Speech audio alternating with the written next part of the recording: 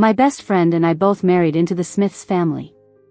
I married the brother who is a master in the medical field, while she married the younger brother who is a top-tier artist in the entertainment industry.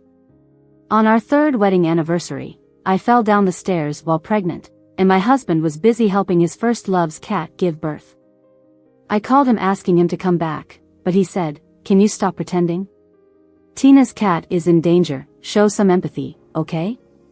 That night, the cat's kittens were saved, but my baby was not. I looked at my best friend who stayed with me all night in the hospital and said, "Joanna, I want a divorce." She held my hand and said, "I'll support you.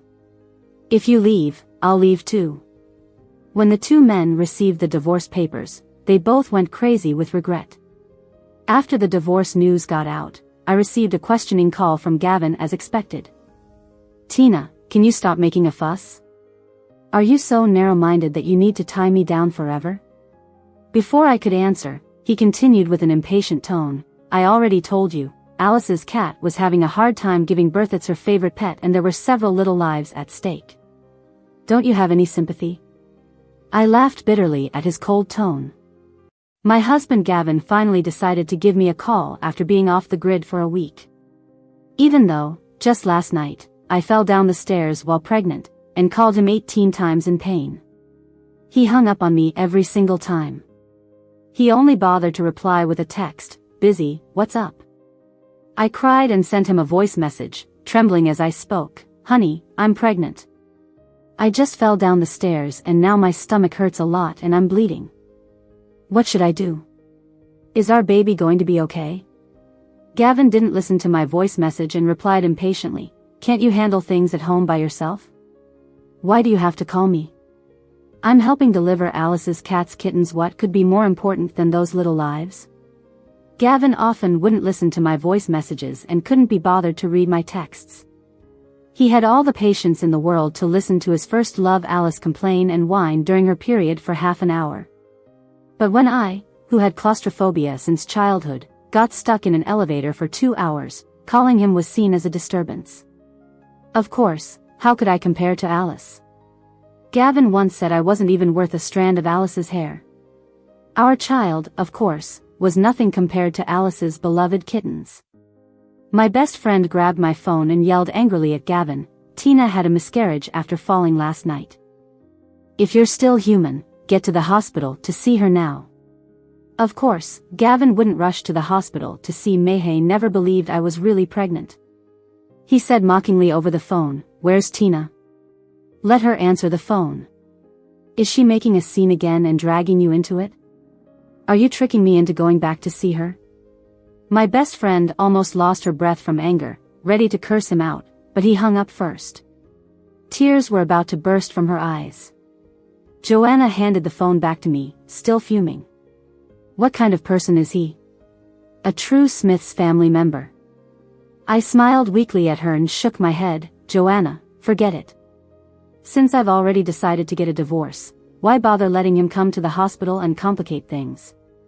Maybe I once hoped he'd come to see me, but now." I took a bitter breath and said, "When you no longer have love or hope for someone, you won't be disappointed anymore." I asked my best friend to find a lawyer and draft divorce papers for both of us. Joanna and I grew up together as best friends back then. We both married into the Smiths family to become sisters-in-law, united against outsiders. Now, getting married on the same day and divorcing on the same day, isn't it fate in a way? Gavin paid no attention to the divorce papers I sent him. But Michael called my best friend first, questioning her, "Again a divorce because of those rumors? I've told you it's all in your head. Can't you have a bit of understanding? I've explained countless times, it was just PR with the other cast members. You keep misunderstanding, what more can I do? These two brothers really are alike, both skilled at hitting where it hurts." Now, Joanna doesn't even want to communicate with him. Michael impatiently threw out, "I have to shoot a scene now. Do whatever you want, file for divorce if you want. I don't care." On TV, Michael's rumors with an actress were still airing. They wore obvious couple outfits, even accessorized with matching pieces. When interviewed by the media, the actress smiled sweetly at Michael, openly admiring and praising him, Michael is very gentlemanly and takes good care of me on Seeth's my ideal type. And Michael played the perfect gentleman, putting his arm around the actress's slender waist and saying, Amy is a very smart girl. Whoever is her boyfriend will be very happy. Rumors like these are just appetizers for the top star Michael in the entertainment industry. Ever since Joanna married him, he's been constantly spotted with actresses and models entering and leaving hotels, or dancing intimately with them in nightclubs. For every new movie he joins, there's always gossip about a romance with one of the actresses. But Joanna had no right to question any of this. If she did, he would say she was holding back his career and not understanding his work. Even though, when he was buried in scandals, Joanna would work day and night to manage his PR and fight against the negative news. Even though she used all her resources to market his movies, helping him build connections and gain support, but in Michael's mind, Joanna was just a useless woman who stayed home getting jealous. After Michael hung up on her, Joanna gripped her phone tightly. She finally took a deep breath, turned to me with red eyes, and said, Tina, let's get a divorce.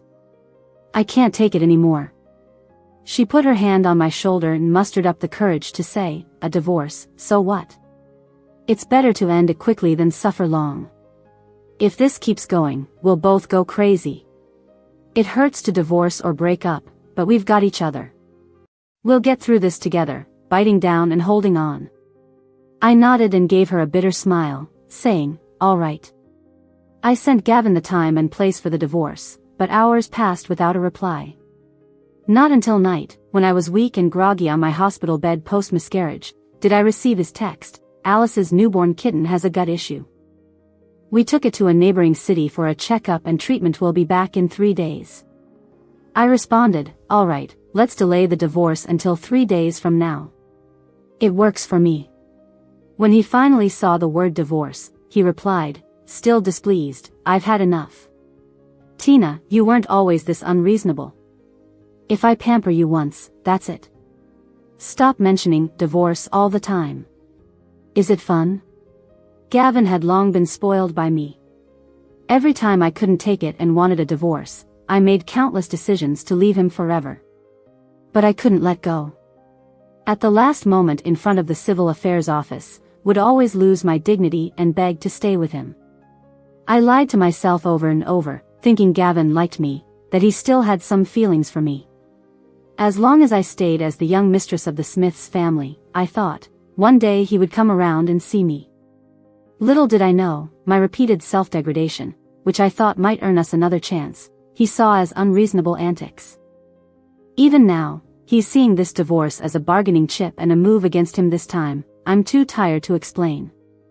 I coolly replied, 3 days from now, 10 a.m., at the civil affairs office. By the way, Joanna and Michael will be divorcing too, so don't be late. Gavin sneered, is this how you act as an elder sis-in-law? Even now, he still tries to use the family's status to oppress me. You causing your own drama is one thing, but dragging Michael into it too? Faking a pregnancy, faking a miscarriage, now dragging Joanna into a divorce. You really pulled out all the stops this time, huh? What's next? Hurting yourself to force me into admitting I'm wrong? The last time he referred to was 2 months ago when we attended a party on a luxury yacht. I didn't know then that the girl he brought was Alice, so I eagerly attended after receiving my invite. The result? Gavin stayed by his first love all evening, treating me like I was invisible and making me the laughingstock of the crowd. Feeling crappy, I avoided everyone and went to the deck to drink, only to be pushed into the water that time. I almost drowned, but Gavin insisted I was faking the whole thing. He stood coldly by my hospital bed, looking down at me with disdain, saying, you're good at acting, always putting yourself in the victim's role to make everyone think I didn't take good care of you, leading to accidents. When I found out I was pregnant, I joyfully told him the news. He threw my test results on the ground, sneering, caught red-handed, so you used pregnancy to soften me up? Pretty clever, knowing I'd figure it out, so you stole someone else's pregnancy report. Too bad, the report is real, but it's definitely not yours. When you're done acting, return the report to its owner. A woman full of lies, what kind of child could you give birth to anyway? As he wished, the child was never born, and now we are getting divorced. I didn't scream or accuse.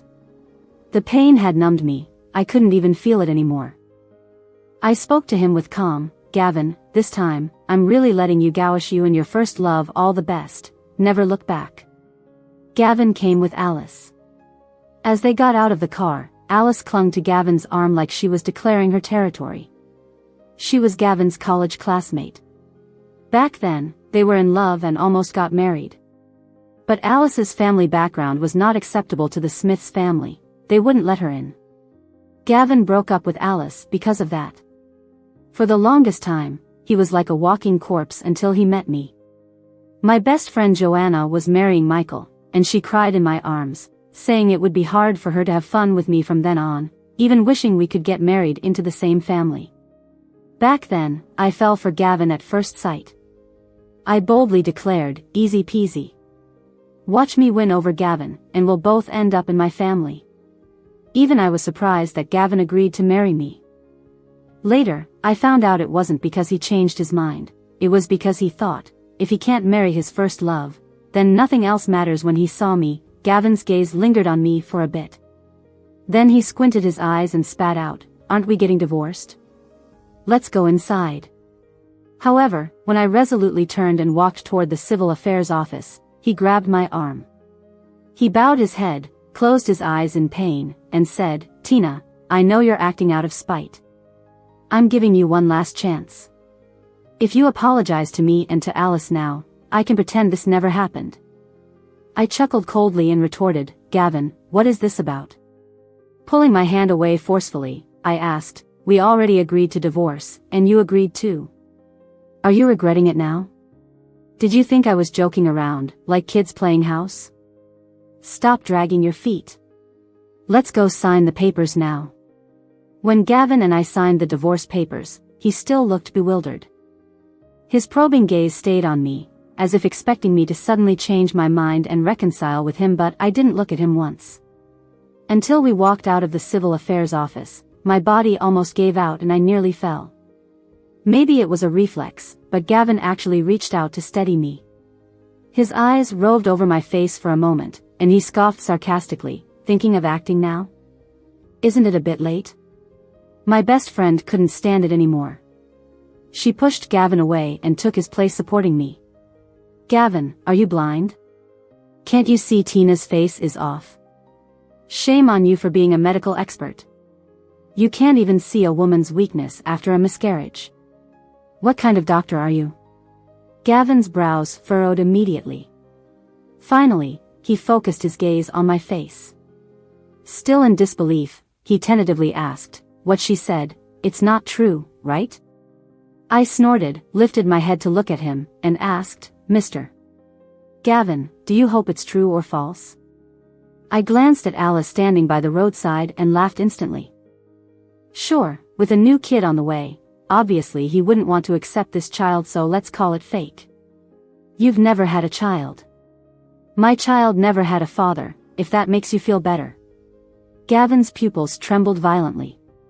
Realizing something, he angrily shouted at me, Tina. I'm not joking with you. Tell me, is that child real? I asked in confusion, why are you so nervous now? A child whose life isn't even worth a cat's, can you expect any paternal love from you for him? Facing Gavin's stunned expression, I chuckled softly and said, if you had come back promptly, perhaps our child might have been saved. But now, you won't even have time to mourn him. Hearing my words, Gavin took a long time to react. As a medical expert, the first thing he did was to open the prenatal checkup reports I had sent him. Those reports he had always thought I faked, he finally took a good look at them now. Finally, he opened the emergency voice message I sent the night I fell down the stairs. Instantly, his face turned very grim. Seeing things were off, Alice flounced over to pull him, Gavin, it's come to this, you. In the next moment, Gavin harshly pushed her away, even Alice was dumbstruck. Seemingly in a rush to verify something, he drove off to the hospital. As for me, I contemptuously turned to Alice and softly said, sorry, Miss Alice. You schemed to watch a good show but got left here. Gavin probably won't come back anytime soon, you better get a taxi home. Alice's face was filled with venom. She sneered again. You think Gavin cares about you? It's actually about that kid. Even a tiger doesn't harm its cubs. Any man would have some feelings for his own child. If you could have kept the child, maybe you could have contended with me. Too bad though. She walked towards me in high heels, red lips smiling, a mother who throws her own child into the trash. I don't believe Gavin would ever fancy such a heartless woman. You'll never have a chance. Alice was wrong. I'd never bear to leave my precious baby in the hospital trash. The reason I told Gavin that was to make him give up. I never wanted a chance to win him back. I buried our baby in a place with flowers and water. After all, he never got to see this world. Letting him rest in a beautiful place seems fitting. Before going home, my best friend accompanied me to visit the grave. We placed fresh flowers at our baby's grave when she received a call from Michael. Aren't we getting divorced? Come now, I have a shoot later. You've only got 15 minutes. The entire time they were finalizing their divorce papers, Michael didn't look Joanna in the eye. He was so afraid of being recognized, wearing a mask and large sunglasses. As soon as he came out of the civil affairs office, he jumped into the car. Joanna stood by the roadside, staring blankly at his departing figure. I walked over and patted her on the shoulder. Joanna, it's okay. This will pass. Joanna looked at me, then smiled relieved. Yes, it will pass. You know, we have such a bond. We once said, we don't ask for the same day to be born or die, but we did get married and now divorced on the same day. True soul sisters. After all, our marriages were arranged. We didn't even inform our families before divorcing. Our families were furious, but we couldn't be bothered to listen to their nagging, so we stayed out, not returning home. Joanna and I had already picked out a place. We rented a villa in the suburbs to stay temporarily while figuring out our next steps. That night, as we feasted and sang along to movies in the villa, Joanna got a text from Michael. Hope you adjust your mindset soon and strive to be a qualified wife. Joanna cursed at him in response. Are you nuts? We're divorced. Michael, unimpressed, replied, how many times has this happened? Do you think I believe it? I agreed to the divorce just to let you cool off and reflect on your behavior. Be more considerate of me and my career. I've already told your parents. We're only temporarily divorced, in a relationship adjustment period. Once you've thought it through, we'll remarry. Michael was confident he had the upper hand over Joanna. After all, he's a top-tier celebrity. No matter the event, he's the dream of countless girls. When our families decided to marry us, he always acted like I was lucky to have him. And Joanna? At first, she was head over heels for her superstar husband, thinking she had hit the jackpot. But gradually, through their mutual torment, the love faded away. She didn't explain anything to Michael, just blocked his contact. That move was a direct challenge to Michael's authority and allure, making the top-tier celebrity furious. Minutes after she blocked him, Joanna got a call from Michael's agent. Did you say something to Michael again? He's pretty pissed. Look, no, he really likes you, but in our line of work, you know it's for your protection he doesn't announce your relationship. You should understand him. Joanna laughed coldly, and him entering hotels with other female stars, stirring up scandals, that's also to protect me? The agent was left speechless. Joanna continued, tell him this divorce is for real. It's not a game. He doesn't need to contact me about anything ever again. I don't care about my ex-husband's life or death. After hanging up, she blocked all of Michael's staff. That day, Michael updated his social media with a single word, shit. The picture was a wedding ring from a beach trip with Joanna. The cryptic post instantly sparked a frenzy of media and fan speculation. Is he getting married? Whose ring is that? Shut up. Michael getting married? That's totally an artistic shot. Only Joanna and I knew his intention, waiting for her to regret and beg him to reconcile. But this time, no one would put up with his antics. I ran into Gavin at the hospital during a follow-up appointment. He looked extremely haggard, quite the contrast to his usual charming self, with stubble and dark circles under his eyes. Divorce seemed to have taken a toll on his sleep. Seeing me, he froze as if he saw some joy and hope. Grabbing my wrist, he asked, "Tina, did you see the messages I sent you?" Gavin had sent numerous messages lately, but I ignored them all. Just like he used to dismiss me, I now couldn't be bothered. Coldly, I asked, "Do you need something?" His demeanor was humble. "I didn't know you were pregnant." "I failed that child, and I failed you." Desperately, he clutched my fingers. "Tina, I know you're upset about the baby. That's on me. I apologize and hope to make it right. Can you forgive me? We're still young, we could have another baby someday." I scoffed, pulling my hand away. "Mr. Gavin, is this harassment? We're divorced. Talking about kids now isn't appropriate. Who would want to have a child with you?" Gavin showed a pained expression but relented. "Okay, let's not talk about that. A colleague told me your miscarriage was hard on you. How are you now? Let me take a look." He reached for my medical records, but I moved them away. "No need, I've got an appointment with my doctor." "It's inappropriate for you to overstep," I said icily. From a distance, Alice walked out of a room, clutching her stomach. "Gavin, my stomach suddenly hurts. Can you look at me, please?" Alice always had a knack for creating emergencies whenever Gavin and I had moments together. When I was hospitalized for appendicitis, Gavin visited me briefly before Alice feigned fainting from low blood sugar, needing Gavin's care. She would post pictures of Gavin cooking for her while I writhed in pain. I was kidnapped abroad, and just as Gavin was about to negotiate with the abductors, Alice discovered suspicious notes at her door, making her call Gavin over.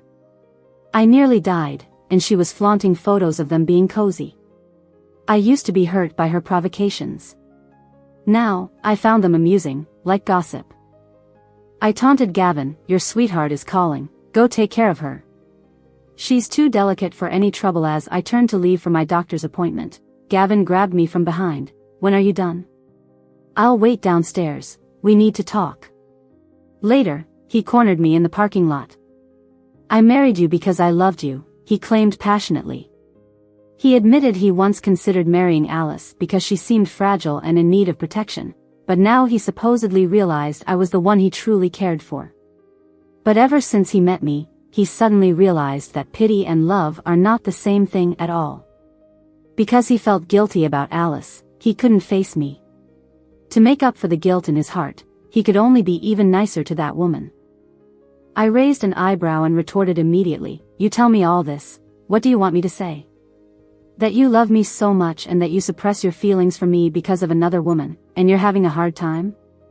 Then I let out a slight snicker and declared, "You know to turn the wheel to avoid hitting the tree, and you know to take care of her after the kid dies. Who are you pretending to be so emotional for now? Where were you earlier?" When I got back home, I found out that Joanna and Michael had hit the top of trending searches. The reason was that Joanna and Michael were spotted at the Civil Affairs Bureau getting a divorce on the same day, recognized by someone there. Soon, gossip posts flooded the internet. Oh my God. Michael was already married. I thought they were getting their marriage license, but it turned out they were getting a divorce.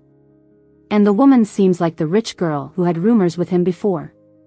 Joanna had indeed been rumored to be involved with Michael before. After all, they were real spouses. Even if they were cautious, the media still caught clues. But Michael never admitted publicly that he was married. He even said that Joanna was just a fan of his. Of course, fans didn't buy this gossip and went out of their way to refute it, claiming, "No way. Michael has always been single. Anyone making up rumors will get sued. Michael has been single for over 20 years. Did you take out a loan to get him a wife? And now you dream about divorcing them?" This was not the first time fans attacked Joanna. In the past, out of respect for Michael's reputation and to avoid affecting his career, Joanna never responded to the insults. And what about Michael? He always watched the situation coldly, letting the rumors fly, but this time, things were completely different. Michael directly announced publicly that he had been married and acknowledged Joanna's status, expressing his gratitude for everyone's attention. He said, "I must tell you all, I am indeed married. My wife is just an ordinary person. I hope you do not disturb her excessively." Since the divorce, Michael had been waiting for Joanna to regret it and apologize. But soon he realized he was blocked by Joanna, and even after waiting for a long time, she didn't unblock him. This made Michael panic. He then publicly announced Joanna's identity to the fans and the public. But there's a saying, right? Late affection is less than nothing. Joanna no longer needed this identity by now. Joanna also responded online, "Thank you all for your attention. I was indeed married to Michael, but we are now divorced. I am just an ordinary person and do not wish to be exposed to the public. Please allow us to part ways amicably." Seeing the phrase "part ways amicably," Michael broke down that night. He showed up at our house, dressed up like a peacock with a bouquet of roses. A lot of media paparazzi were live streaming it, exclaiming, "My God, since when has Michael pursued a woman like this? It seems this Joanna is not simple." Michael's company's PR team spread rumors, indicating Michael and Joanna were just having a temporary tiff and didn't genuinely intend to divorce. They also said Michael was currently trying to win back his upset wife. This led the media to gossip and speculate whether Joanna would forgive Michael. In front of everyone, Joanna poured a whole bucket of water from head to toe on Michael. And Michael didn't get mad. He stood at the door and shouted to Joanna, "Joanna, I know I was wrong. I didn't consider your feelings or give you enough security. Now I admit your identity to the public. Everyone knows you are my wife, and I will cherish and protect you now. I will not annoy or worry you again. I know you're mad. Forgive me, okay?" Joanna couldn't stand it any longer and came out, smirking coldly at Michael. "Michael, do you think saying sorry will always make everything okay with me?" Seeing Michael's stunned expression, Joanna laid it all out. "A man who loves me enough would be proud of my presence, give me enough security. He wouldn't think my presence is a burden, nor my jealousy unreasonable. Michael, maybe you've changed, but..." She paused and said, "I've had enough of the days with you. I've decided to move forward on my own." The footage of them at the door quickly made headlines, causing a media storm. Michael, this top star in the entertainment world, faced a huge backlash and criticism. A lot of effort was needed to calm down the scandal. They reached out to us, secretly promising a lot of good conditions, hoping we could part ways peacefully. Joanna and I agreed, but for Gavin and Michael, it wasn't over.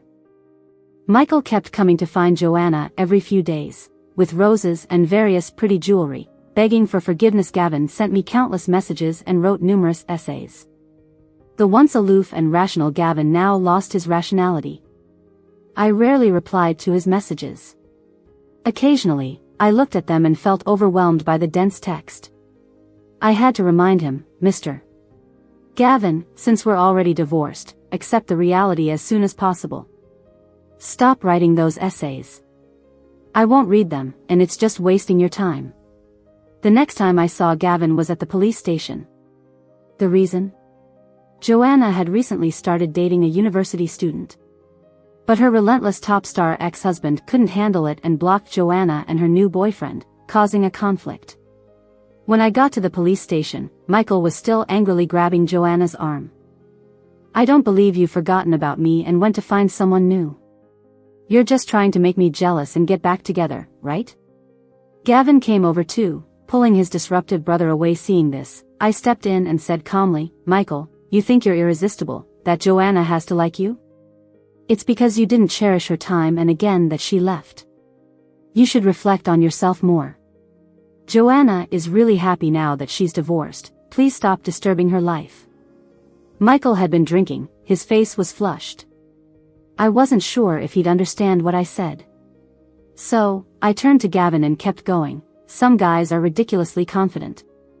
They think that just because they regret it and want to make amends, a simple wave of their hand will fix everything. They even think Joanna found someone new just to make them jealous so they'd get back together. Seriously, even if you got down on your knees and begged Joanna to come back, do you think you deserve it?" Gavin flinched, as if he'd been slapped himself. He lowered his head, supporting his brother, and muttered, "Sorry." The funny part was, as Michael was being taken away, he was still shouting my friend's name in frustration. After the divorce, Joanna and I opened a dessert shop together. That was an idea we had before we got married.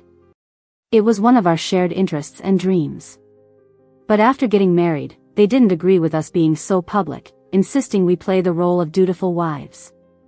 Now that we're divorced, we're free. Who can control us? As Joanna made her beloved desserts, she smiled confidently and said, "Now I realize, I shouldn't have gotten married in the first place. Even without a man, I can live happily and freely. Why add frustration to my life? Look, if we hadn't gotten married, we'd be living this carefree life ages ago." I totally agreed. Over the past years, I turned into someone unrecognizable trying to please Gavin. If I hadn't met him or married him, I would have been living a carefree life with my best friend ages ago. But it's not too late to wake up now. The tough days are over, let's leave them in the past.